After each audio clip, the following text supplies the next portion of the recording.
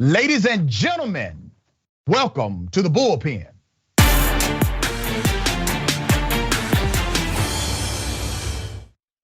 In the Bullpen today, we have Miss Inez Stepman, Senior Policy Analyst, Independent Women's Forum.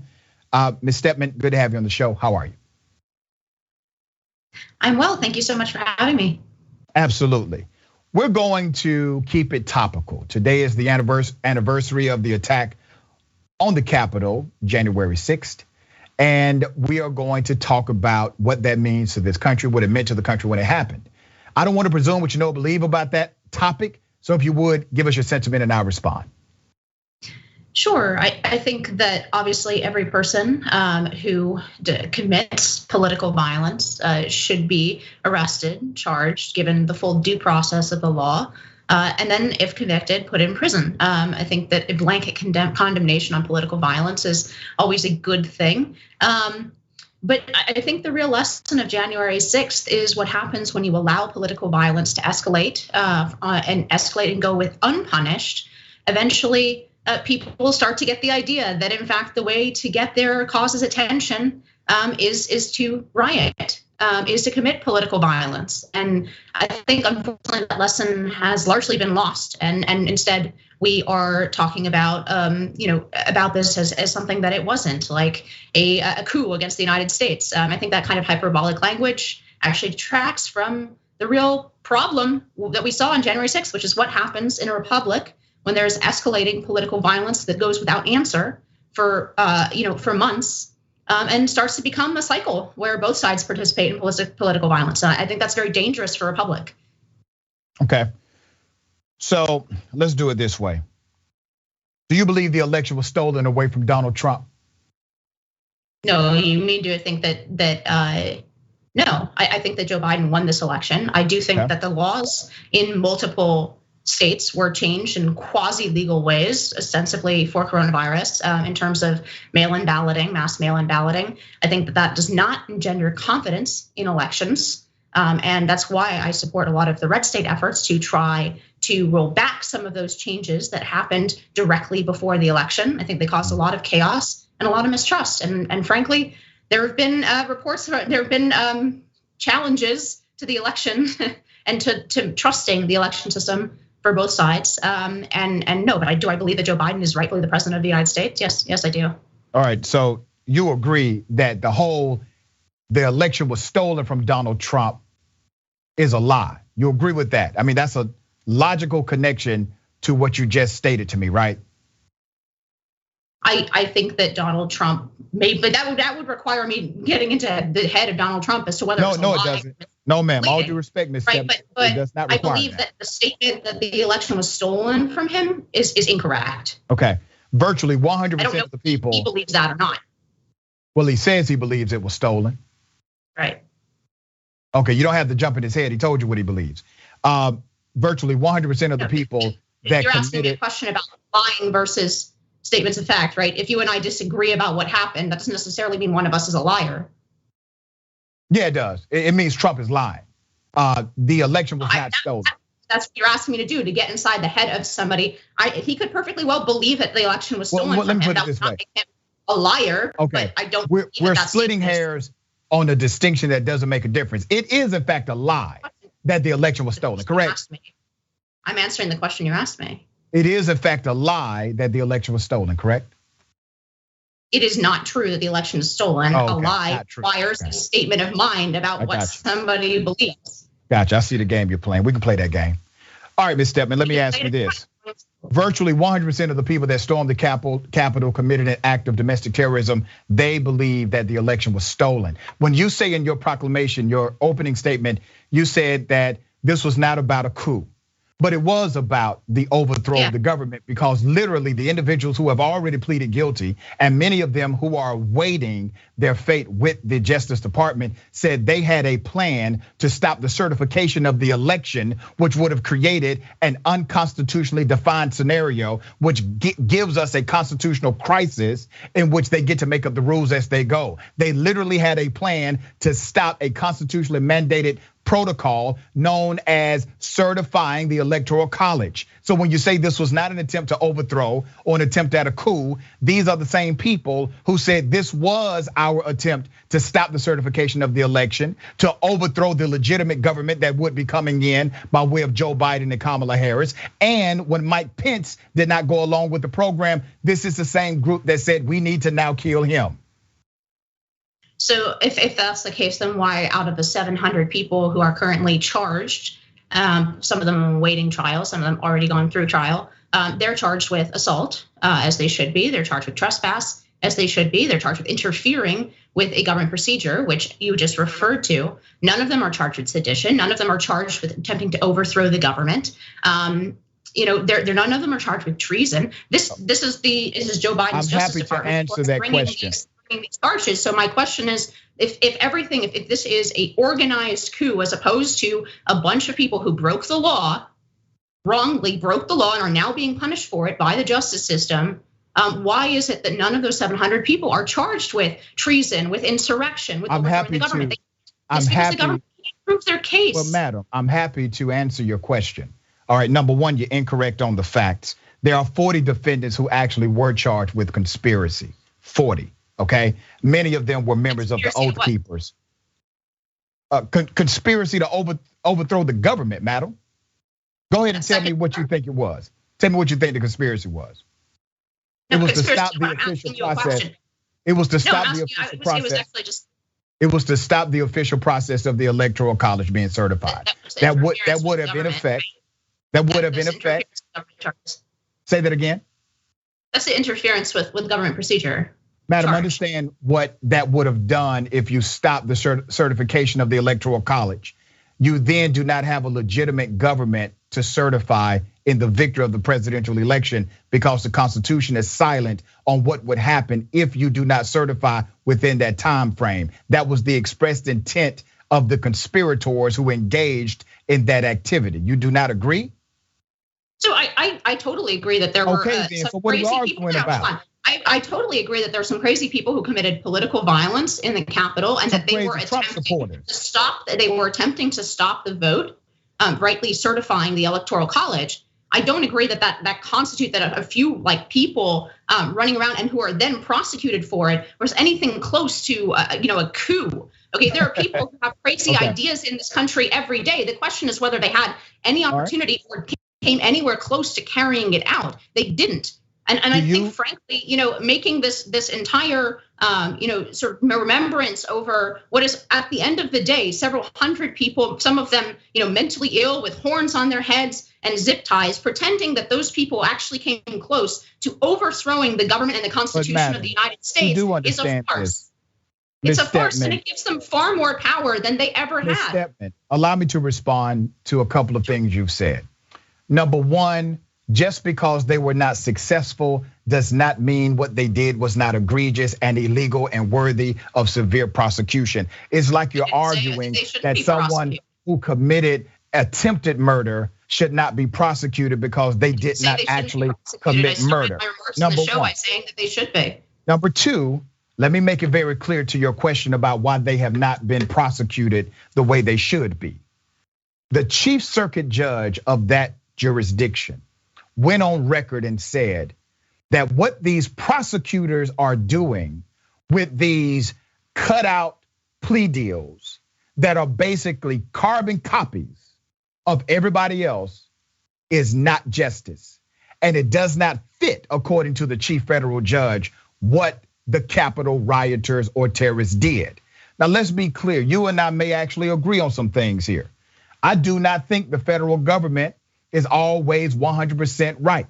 I do not.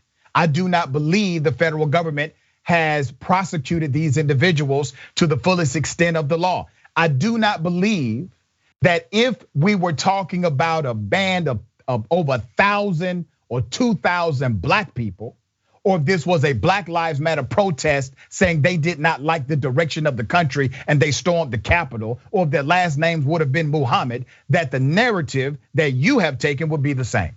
Am I correct on that? I think we have actually a perfect counterexample. We had the entire summer of 2020 when many cities in this country had large parts of their downtowns burned down, and we didn't see corresponding prosecutions. We had over 30 deaths during that summer. That's not true, madam. We've seen a minimum amount of prosecutions there. People did get prosecuted, madam. But answer my question. Answer my question, madam. Is it your contention that Joe Biden's Justice Department is not fully prosecuting? You damn right. That's my contention. That's my contention. That's my proclamation. That's my belief.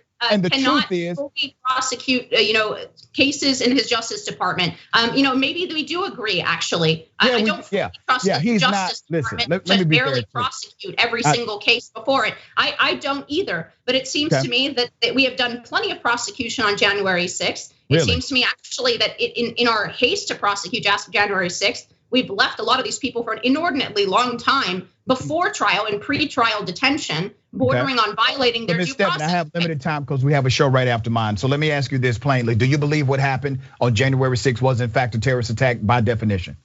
No, I think it was a riot in the Capitol. And for that reason, it was disgraceful. And I hope that everybody that participated in it gets their due process and their punishment under the law. Madam, what is the definition of terrorism? I think now we're going into like the academic definition of terrorism. No, ma'am. The working legal definition of terrorism. Okay, I think that you can either have a loose definition of terrorism, by which case everything there's a legal definition of terrorism is also political terrorism, or you can tighten the definition of terrorism in an attempt to to take life and to seriously commit violence on behalf of a political cause or for a foreign actor. Okay. I think that's not. You're not right. You're just making stuff up. We lived through an entire summer of terrorism in 2020. I'd like to keep definitions a little tighter. I'd like to distinguish between 3,000 dead Americans on 9/11 and the single person who was killed, directly killed on January 6th, who was herself in the act of committing a crime. Okay, I'm going to go back to the original question that I posed to you that you were unable to answer correctly.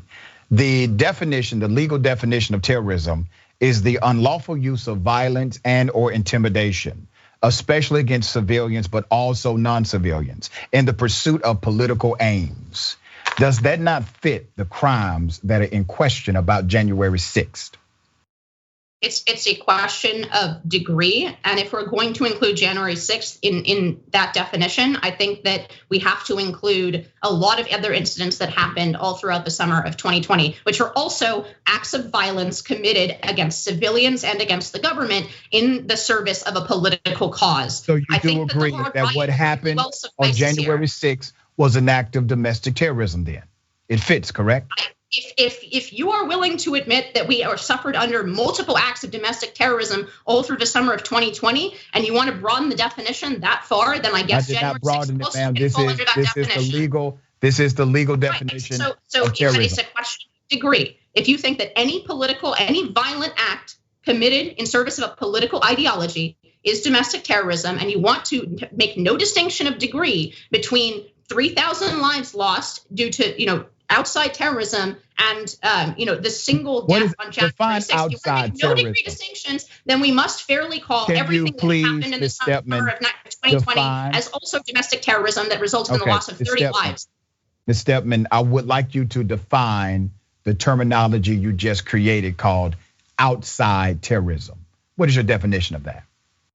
I do believe there's a difference between an attack on the country outside and political unrest internally. Do you think there's no distinction between those two things? Hell no. If for no other reason, then we need to. The KKK is American born and bred. What are you talking about? The KKK are domestic terrorists, right?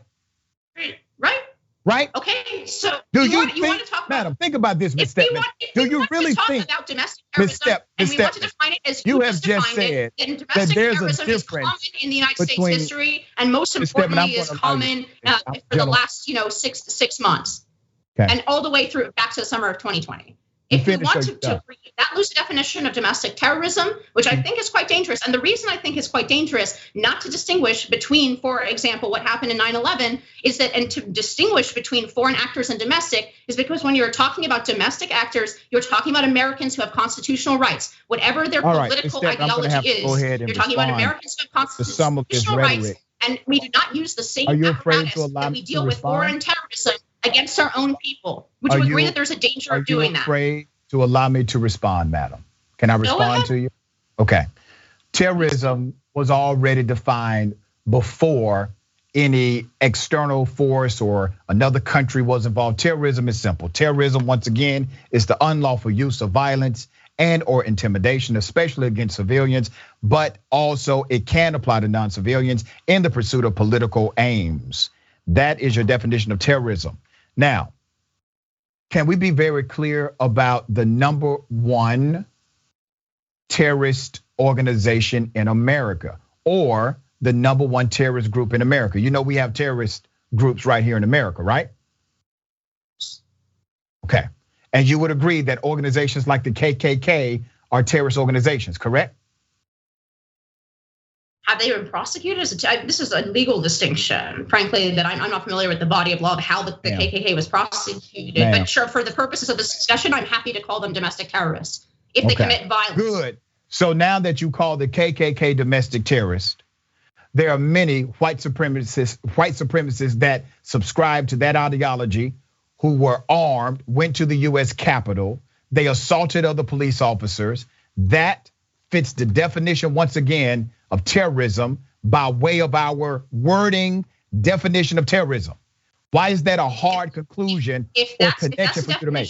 If you want to use that definition, then would you admit that I'm trying to see, can you think about these things logically? The summer of 2020 that, okay, so let's use this for the sake of argument, let's use this definition. Would you admit that there are multiple instances during the summer of 2020 that also qualify as violence or intimidation against a civilian, especially against a civilian, I guess was in your definition, committed on behalf of a political ideology? Would you not agree that the riots that took place and the deaths that took place over the summer of 2020 on behalf of a political ideology, by your definition, also qualify as domestic terrorism? Ma'am, any unlawful use of violence and intimidation to seek a political aim is terrorism. It is clear, it is concise. Here's the issue I have with some of you all that argue and try to defend what happened on January 6th, even to some degree.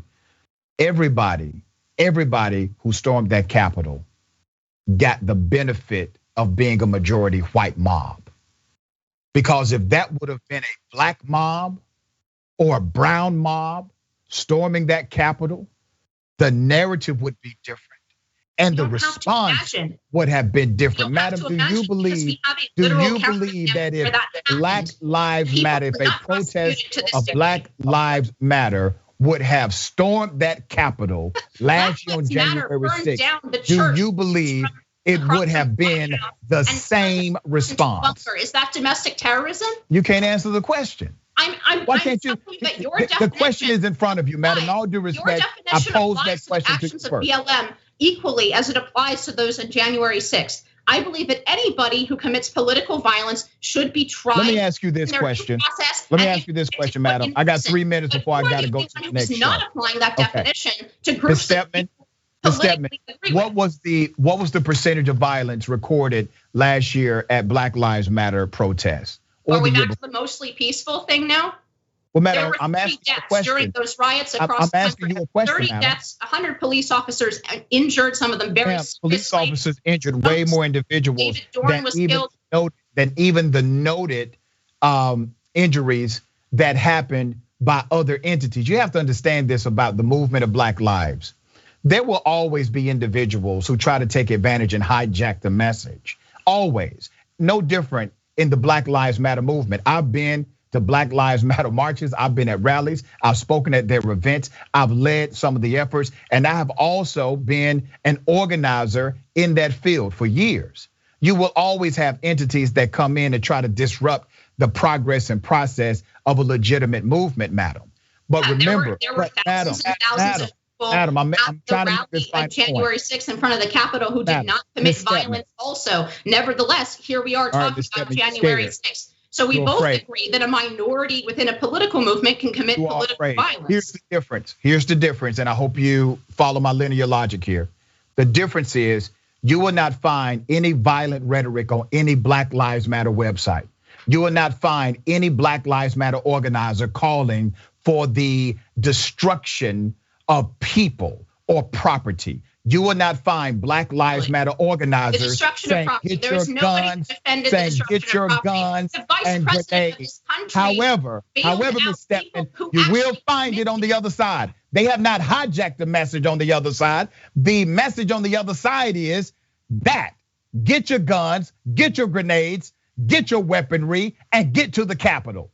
Use violence, use destruction. That is their message. That's not the message of Black Lives Matter. The United States gave money to bail out people, not who used rhetoric, violent rhetoric. Okay. All right? People who actually committed violence. The Vice President of the United States donated and encouraged other people to donate to bail out people from jail who actually committed violence. I'm sorry, you cannot be helped, madam. I appreciate your time, though. Thank you for being on the show. I appreciate it too. You can't be helped. No. Neither can you. All right, thank you so much. Have a good day.